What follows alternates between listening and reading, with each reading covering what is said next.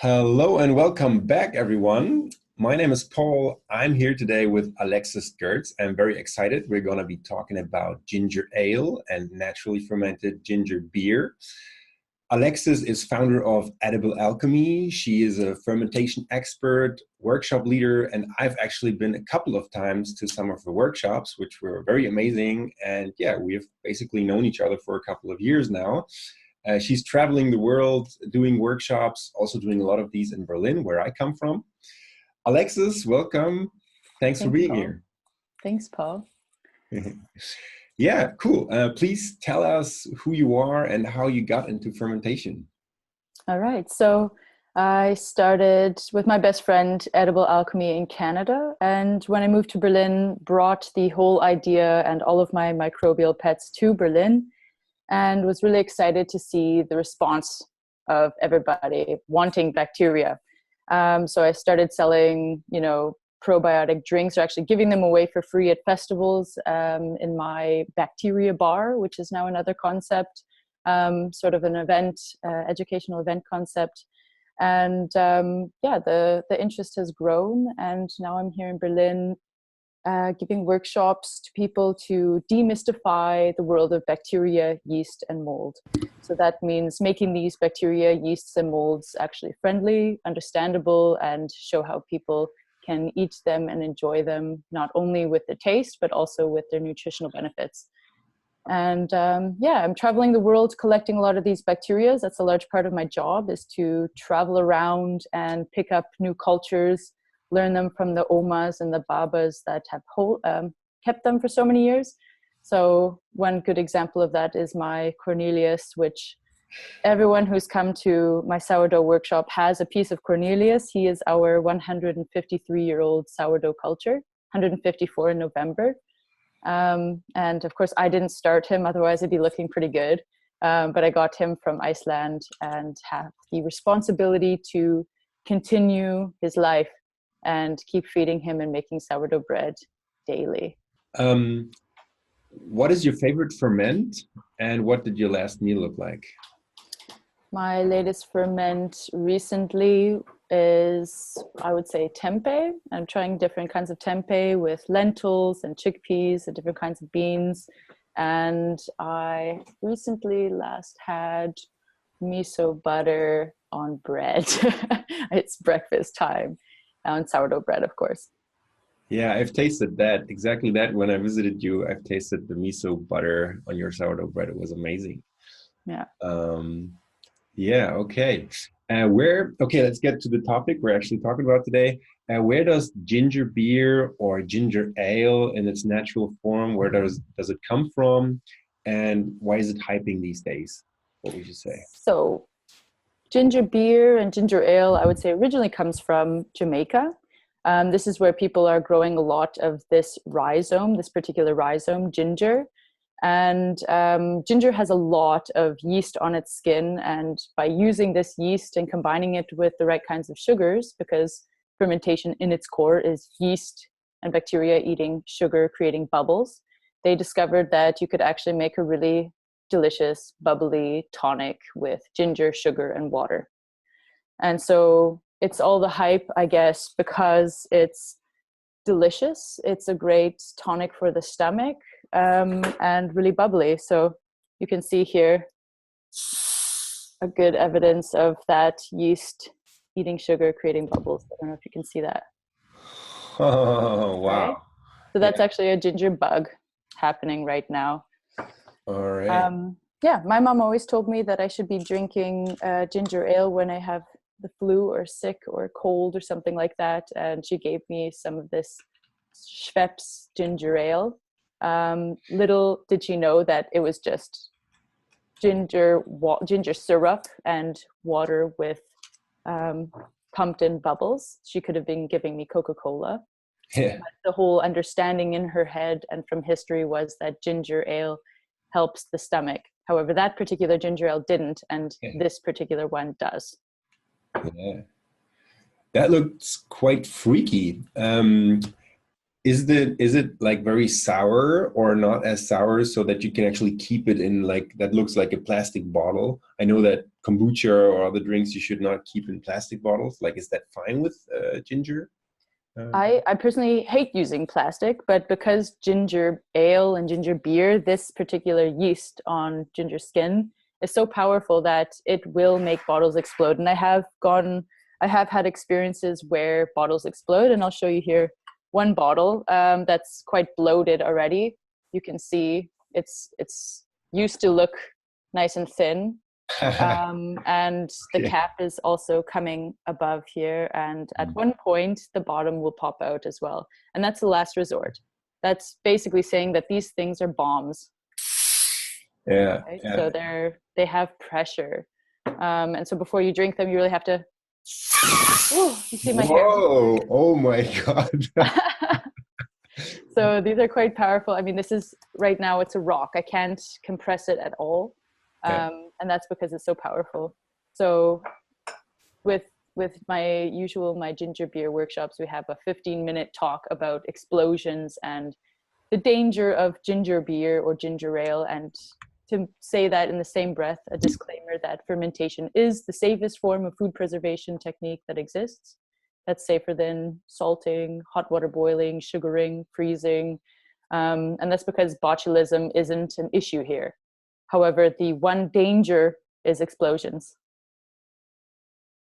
Okay, so you just showed me different bottles. One is the ginger bug, and the other one is the ginger beer, or Yeah, yeah. So I have the ginger bug here, which is basically in this bottle just ginger, sugar, and water, and those natural yeasts on the ginger and the sugar that I add to it, in this case glucose, can have a happy marriage with the liquid, with water, and those two can combine and create the bubbles. It's basically like a never-ending soda pop. It'll okay, just continue bubbling and bubbling and bubbling, and it's basically hungry. It basically wants more sugar, wants to be fed again. And so as soon as I put it, maybe just a couple tablespoons of the ginger bug into another bottle with some more sugar, which would be, say, some ginger syrup or even apple juice or cherry juice or any other kind of sugary substance, then more bubbles are created. So this is my okay. licorice, star anise, clove, spice, ginger beer. Wow, Smells so amazing. amazing as well. Sounds amazing. Looks amazing. Um, okay, so two questions popped up from in my head now. First of all, please just explain to the audience what is a ginger bug? How do you make it? And also, you were talking about glucose syrup, which I think not too many people have heard, uh, right? Or just glucose. Glucose is basically sugar. Okay, so you just put Yeah, in normal sugar, not just glucose, because I've fermented with glucose. yeah. Uh, No, this one's just like raw cane sugar in the all form. right. That's glucose. We have all sorts of different kinds of sugar. We have glucose, maltose, dextrose, sucralose, multidextrose, and you have to combine the right yeasts with the right sugars in order to get your desired product. And in the terms of grapes and plums and any other fruits, you don't need to add any extra sugar. You can, but basically they have the whole package within themselves. So wine, you have the natural yeasts on the outside, you have the natural sugars on the inside. But ginger doesn't have the sugars. It needs some external sugars. So what a ginger bug is a little bit of ginger, a little bit of sugar, and some water. And to create that, you need an aerobic environment to start. So it also needs the help of the natural yeasts in the air. So to start a ginger bug, you would take one thumb of ginger. A thumb of ginger is basically like, a thumb, and cut it up into small pieces, add about a spoon of sugar, and just about a little bit of water. And so you'd add it into a jar, something like this, and just a spoon of sugar, a thumb of ginger, and some water is just a little bit in the jar. Don't fill it all the way up, and make sure you stir it. And the next day, you do the same thing. A thumb of ginger, a little bit of sugar, a little bit of water, stir it. The next day, the same thing. So this is kind of like a continual ferment. And I usually put a cloth on the jar with an elastic band just to keep out the dust, or if you have a cat, not to get the cat in there or anything.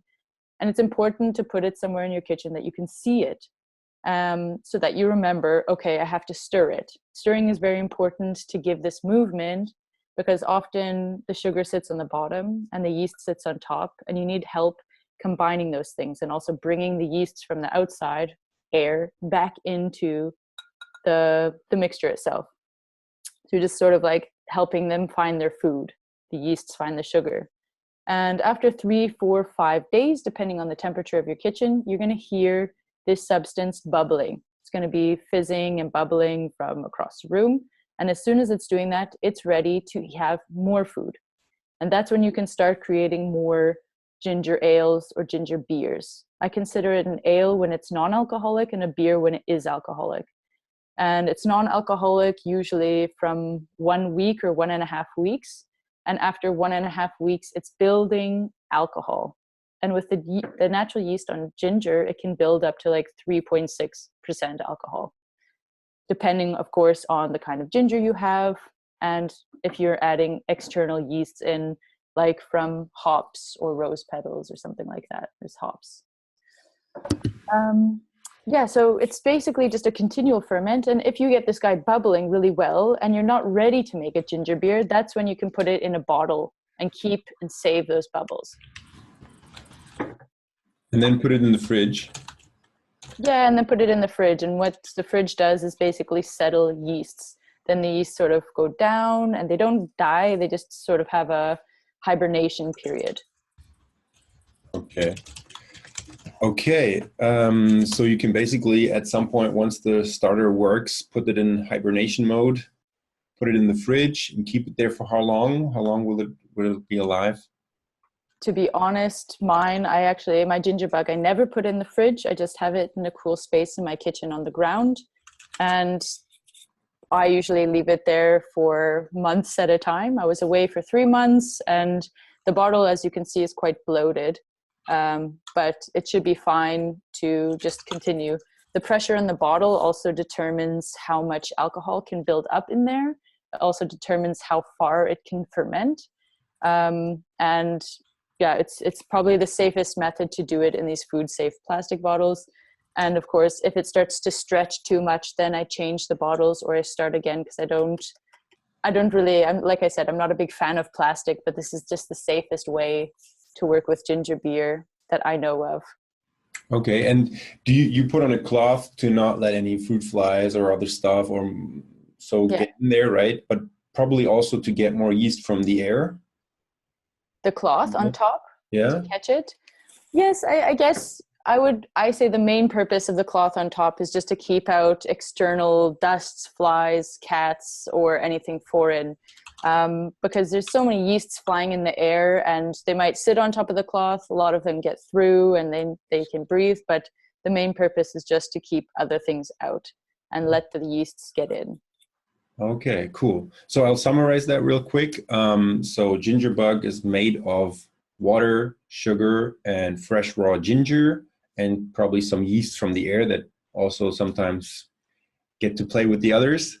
You basically cut up a spoon, you take 1 spoon of sugar, 1 thumb of size of ginger, cut it up, stir it with water, and do that daily for a couple of days until it starts bubbling, and then it's actually ready. You do that also to mix the yeast with the sugar so it can eat it better, right? And you were talking about ale and beer and the difference. So ale is not that alcoholic or non-alcoholic, and beer is more alcoholic, can have up to 6% volume. 3.6. 3.6. 3.6, okay. yeah. And after 1.5 weeks, if I understood it correctly, it will actually start building most of the alcohol. Yes, usually. And it's, of course, everything is variable. It can depend on the temperature of your kitchen. That's the biggest variable, is temperature. So if you have a really hot kitchen, things are going to happen a lot faster. But in order to get this really round taste, then you need to wait some weeks. I mean, I would say the best ginger beer is after 2 months. Oh, okay. Wow, 2 months. Yeah, I have one here from, let's see, I have some different ones from 2018 December. So Okay. for me, I like the taste when it's really dry, when it has a little bit of alcohol. It acts as sort of a tonic for your gut as well. And you just take a little glass, in the evening or as a digestive or something like that. Yeah, nice. Probiotic alcoholic beverage to relax in the evening. Um, and could you go more into detail regarding the difference between ale and beer and how you would change the recipe or the like surrounding environmental factors to manipulate it to go more in one direction or the other? Sure. So if you have a lot of sugar, sugar is directly related with how much alcohol is in there. So a rule of thumb is usually a quarter cup of sugar per liter will give you around, depending on the yeasts you have, 5% alcohol. So if you have less sugar than that and all of the sugar is eaten, you will have less alcohol in the end.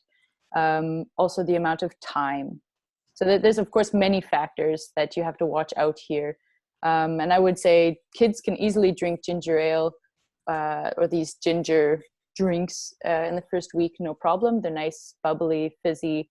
But after that, when the pressure really starts building, you're starting to get 1% alcohol, 2% alcohol. And then if you're pregnant or you have kids, I would then say you don't want to serve them such super strong, bubbly, dry drinks either. And rather, if you want to release some of that alcohol, don't have such a tight cap on so that a lot of the bubbles can get out. But as that's happening, as the bubbles are releasing, it's also becoming more sour. Because when yeasts eat sugar, you're getting this carbon dioxide, but that also means more sour. So you're lowering the pH and it's going to become more and more and more sour that can become unpalatable. Okay, very interesting.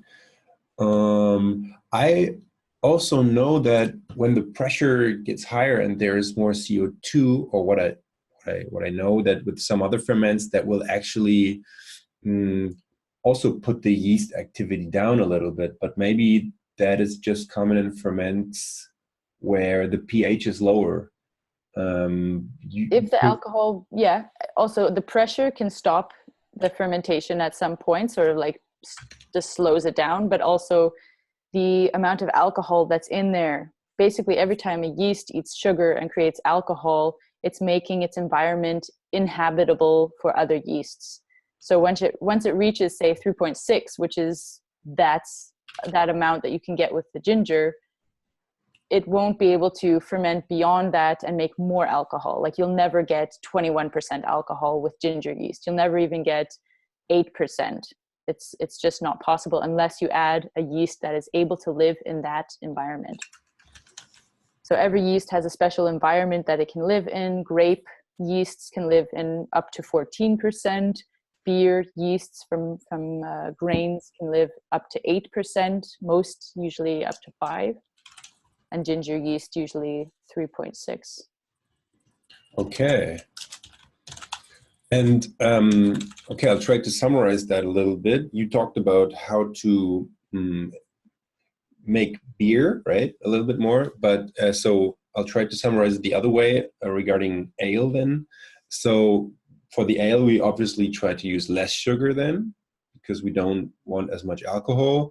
We do not ferment for such a long time, and we do not let the pressure build that much, but then probably also get a little bit more of a sour taste and a little bit of lower pH. Is that correct? Mm-hmm. And just, yeah, less time, quicker. I mean, you could just put your fresh bottle on the heater or cuddle with it in bed. And in the next morning, you'll have already a super bubbly drink that doesn't have much alcohol. Okay. Okay. And could you do something like manipulate the yeast amount in the ginger bug so that you have less yeast? Maybe like filter it or something, and then try to ferment the ginger ale. Would that I make?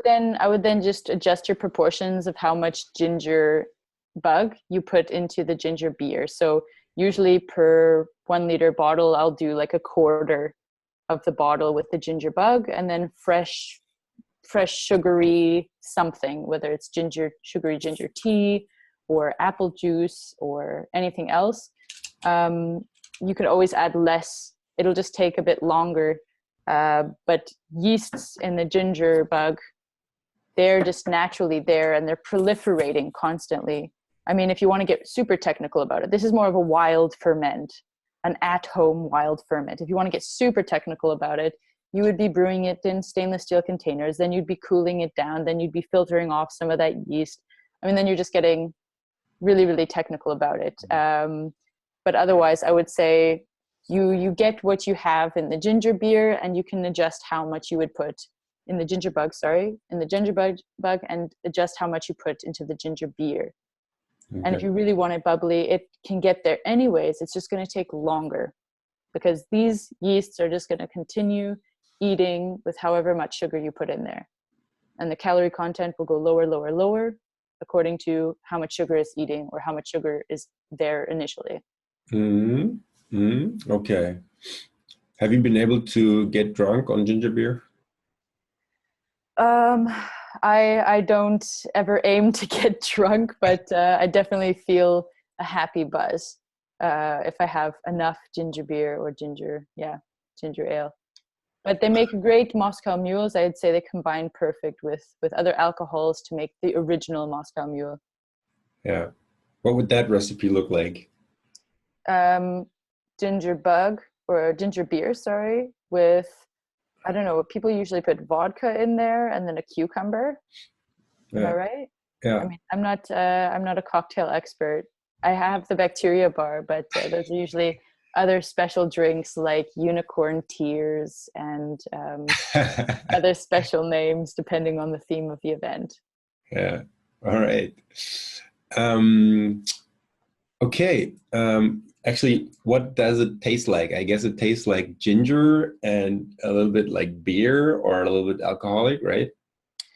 Not necessarily. I mean, I feel like we as society have forgotten what yeasts can taste like, or we just don't know. We associate yeasts with beer or bread. And so we don't actually know what the yeasts from water kefir, the differentiation is, what it is. Or we don't know how to differentiate between ginger yeasts. But of course, as you start to work with these products, you can realize, okay, that's a ginger yeast, or that's a beer yeast, that's a bread yeast, and how they can taste quite different. Because I've had people at workshops saying to my water kefir, like, is this a beer? I'm like, no, not at all. I mean, to me, they're completely different products, but you have to get exposed to these things to really realize how different all the yeasts can taste. And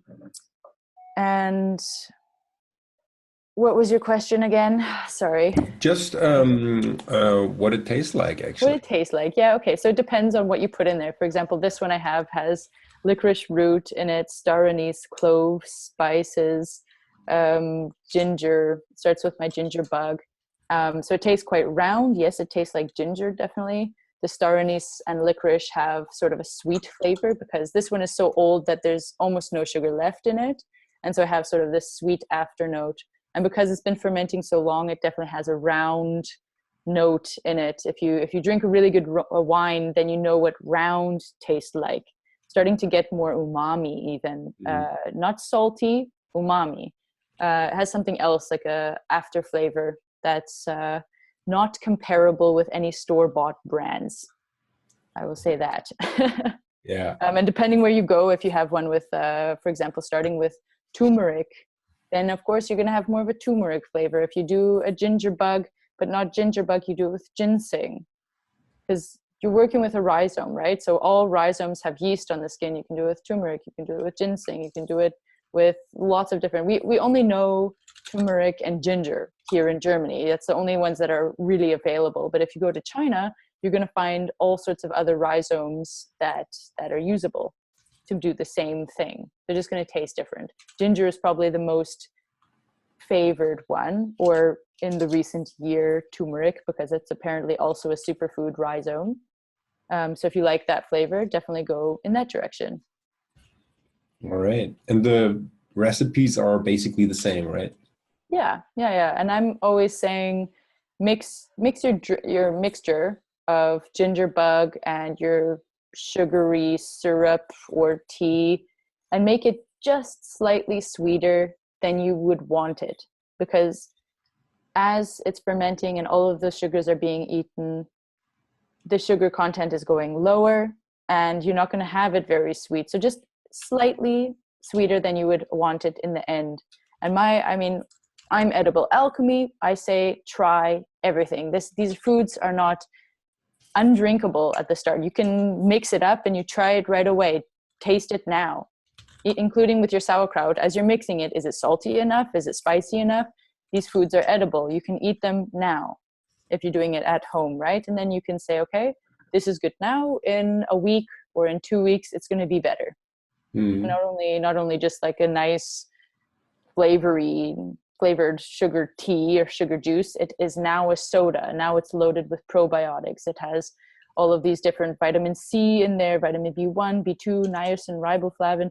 It's full of different vitamins that weren't there before, including this sparkling elixir. Okay, so you already went into the next question a little bit about the health benefits. I'll just summarize a little bit. So you can actually use all kinds of rhizomes, ginger, turmeric, ginseng, and the flavor can be very unique because it's different yeasts than the yeasts, for example, compared to water kefir or milk kefir or sourdough or beer. And you can basically mix all kinds of sugars or spices in there, or make like spicy teas that you can then use as a base for fermenting, right? Definitely, yeah. Yeah, cool. Yeah. And you already touched on the health benefits now. So what I wrote down is vitamin C, B1, B2, riboflavin. Niacin. Niacin's like a B1 basically. Niacin, yeah. Okay. Cool. And so basically this, like ginger in itself, is known to be a calming root or rhizome. Let's call it a rhizome correctly. So, and it's good for your throat. It's good to calm your stomach, calm your nerves. And so when you have it in a drink form, it can actually get there a lot quicker in a liquid form, right? So if you're just like chewing on ginger, yes, it'll do something. It's also like an anti-inflammatory, but when you drink it, this liquid can get to those parts of your body quicker. And not only that, it has also this bubbling action that can also calm your stomach. This is really great when you have, a flu, or if you have a cold and your throat hurts, or if your tummy is aching, or after a meal in general as a digestive. And depending on what you put in it, if you put, for example, spicy peppers, then that's great for when you have one of these wet coughs. These coughs that you have a lot of phlegm. And we shouldn't be afraid of wet coughs, even though they're really disgusting. We actually need them to bring up that phlegm, bring up that mucus, and we're trying to expel these toxins from our body through the means of our throat. And so if we put spicy things in the ginger beer, you can actually expedite these, and it goes faster. It just helps bring out these things. It helps us detoxify as well. We have a lot of toxins in our body and they want to get out. And by having these kinds of drinks, we can help them do that quicker. And also, depending what you put in it, put star anise, they have their own qualities and their own antimicrobial qualities. You put chamomile in it, they have its calming properties. You put hops in there or valerian root, then you can really go to bed after this drink. All right, cool. Yeah, it's very diverse in how you can actually boost its health benefits, but ginger beer on itself already has health benefits, basically vitamins, and yeah, ginger is one of the very, very, very known superfoods. Tons of studies on it, right? Nice. How much should you consume a day? So this would highly depend on your tolerance. So I personally, because I do have a really strange diet, if you look in one of my 5 fridges, you will see that there's jars of mysterious ferments. And yes, I do have a strange diet. I thought I didn't, and then someone asked me and I'm like, yeah, I kind of do. However, if it's me, I can easily drink a whole liter of this throughout the course of the day. However, if you're just starting, I would recommend, a quarter cup to start. If you have never had probiotics before, this is really going to start, moving in your stomach. You're adding these good probiotics, which are the good bacteria, to your gut, and they're going to start to work on things and help digest other foods in your body and break open the cell walls of other foods so that you can get the energy from them. And so if you've never had this before, you're going to notice, of course, a lot of action happening in your gut. So it's including the bubbles.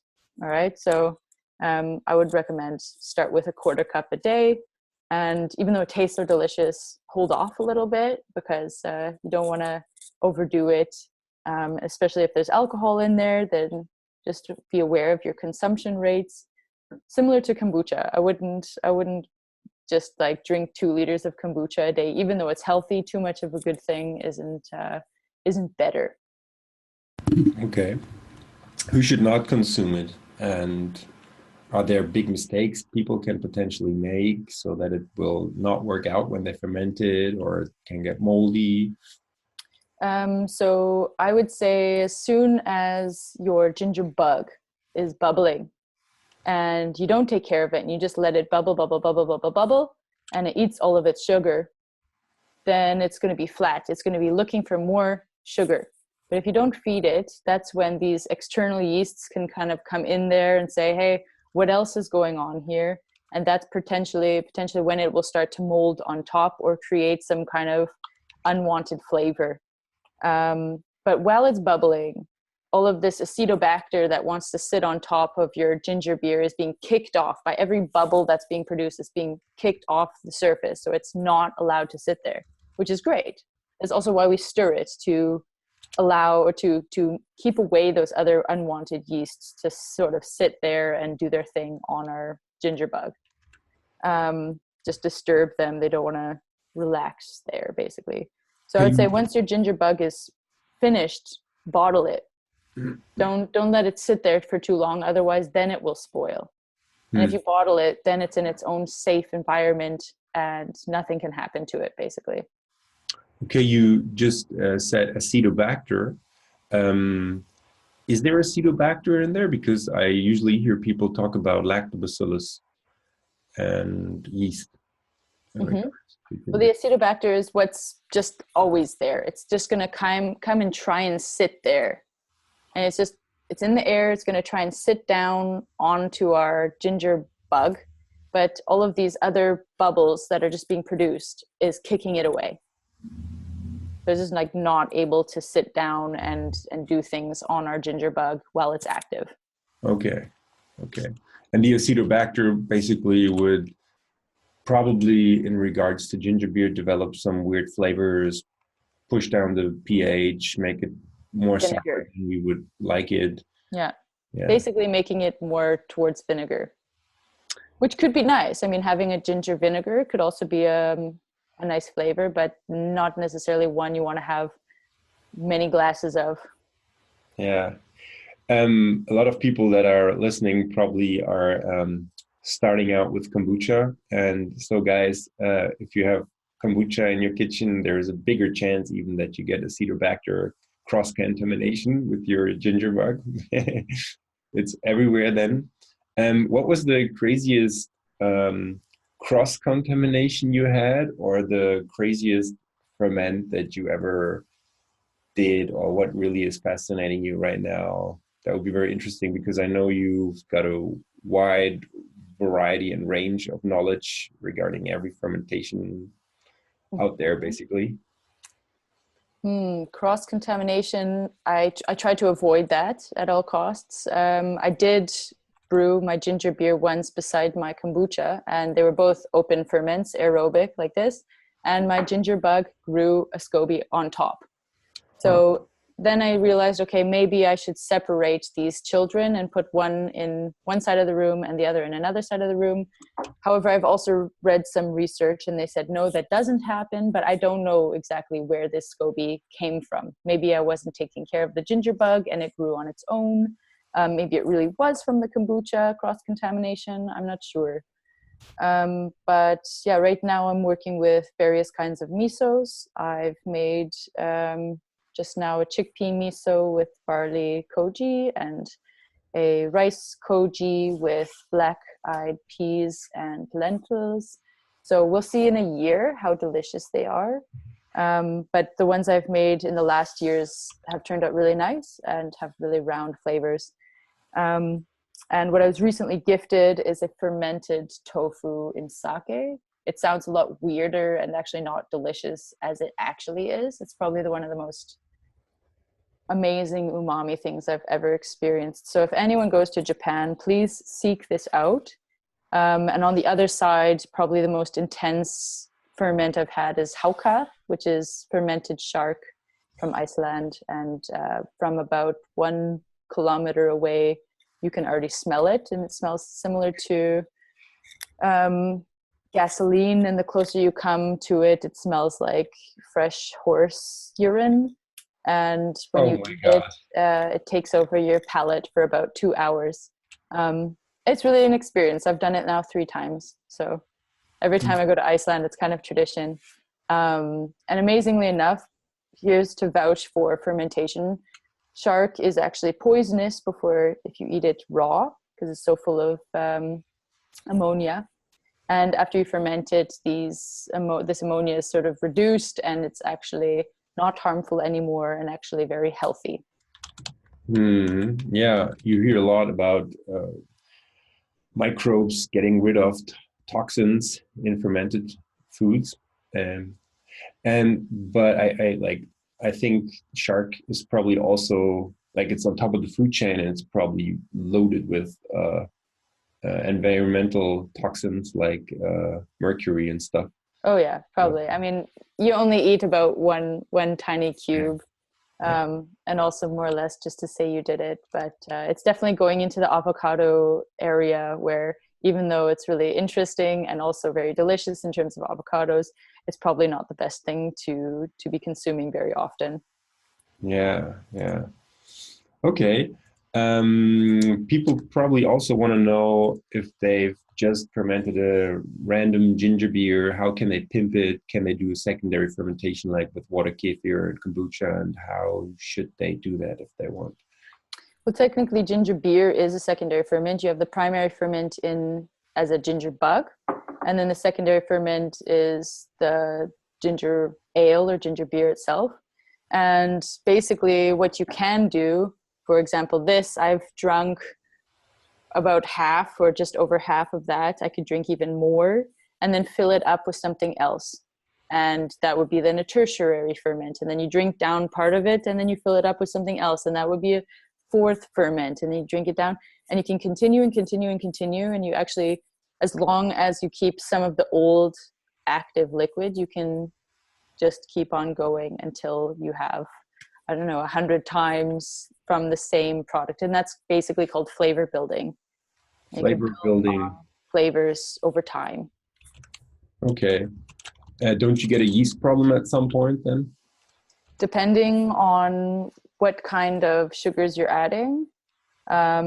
Usually I stop after 6 times and I use just fresh ginger bug or something like that. Or I might just enjoy the drink itself so much that I drink it all the way through. But as long as you're adding a little bit, once in a while, some fresh ginger bug, which has like its initial yeasts, then you can just add more. It's basically a balance of sugars and yeasts.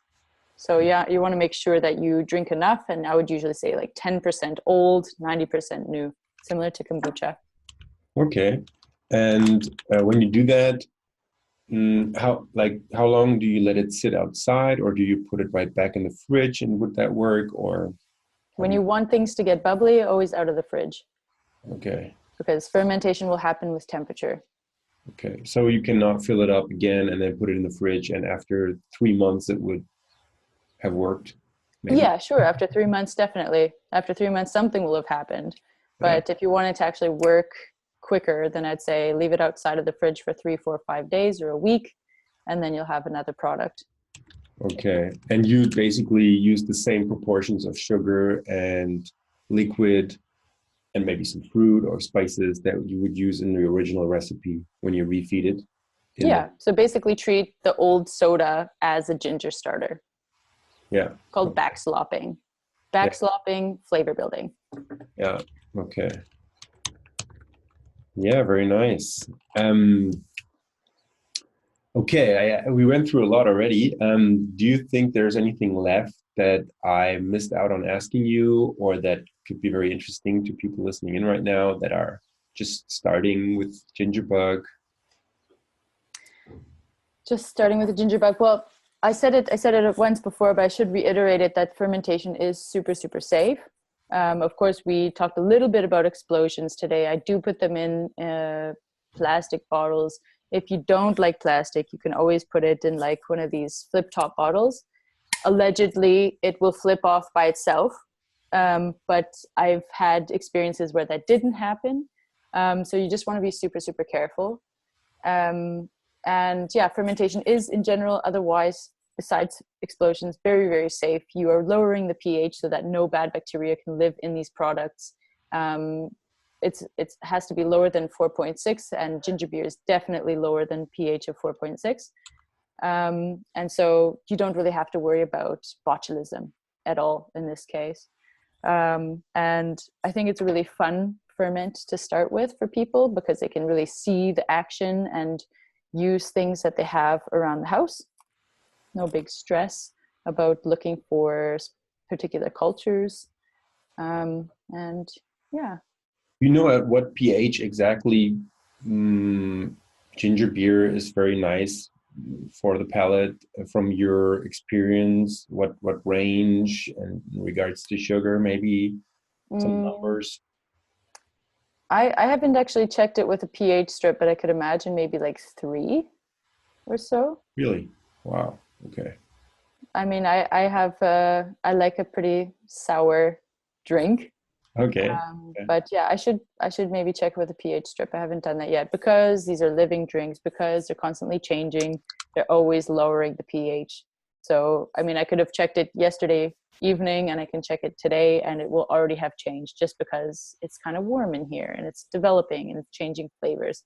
So if you ever want to like keep a flavor, put it in the fridge. It won't stop it, it'll just slow it down. Hmm. Okay. Cool. Do you have a favorite recipe we could add to the summit package of ginger ale and ginger beer with maybe some special spices that you could add? Should I say it here or should I just add it to the package?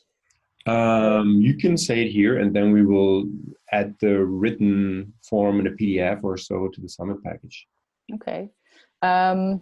Okay, so favorite recipes for ginger ale or ginger beer. I mean, it's the same thing. You just let it ferment longer for ginger beer.